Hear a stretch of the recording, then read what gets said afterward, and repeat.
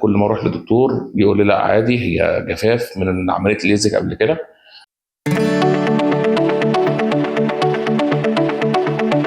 بسم الله الرحمن الرحيم. انا محمد شعبان، مراجع حسابات.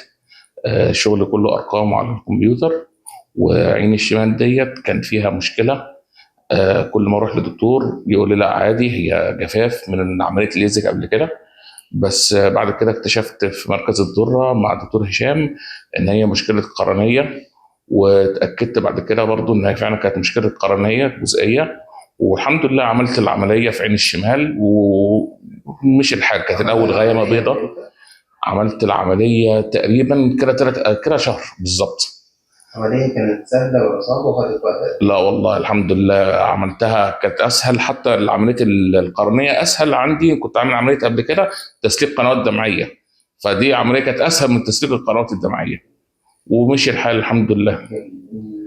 كنت شايف ازاي قبل العملية وبعد العملية؟ قبل العمليه كان في غيامه بيضاء مش شايف منها خالص. مهما انا اقرب، مهما البس نظاره، مفيش صوره واضحه. دلوقتي الحمد لله احسن بكتير، يمكن 90%. بس هي مشكله ان هو ممكن الرقم يكون مدبر شويه، بس دي طبعا مع الوقت على ما تثبت القرنيه. فاحسن بكتير طبعا الحمد لله. جميل. انت عارف احنا عملنا ايه في العملية؟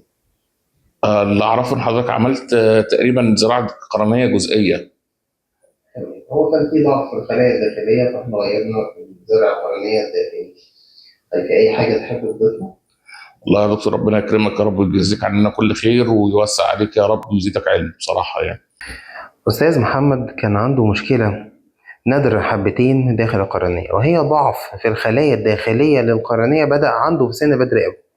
الخلايا دي هي مسؤولة عن شفافية القرنية، وبالتالي أدت به إلى إن القرنية الشمال اللي كان المرض فيها أكثر عنفا تكون فيها رشح مائي شديد وضعف وفشل في وظائف القرنية.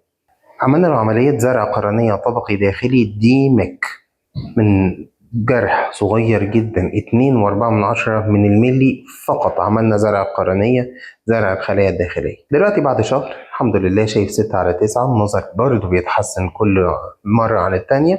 قرنية تماما شفافة ما فيهاش أي ارتشاحات. زرع القرنية الداخلي كل ما نقدر إن احنا نعمله بيكون أفضل كتير للمريض كنتيجة بصرية.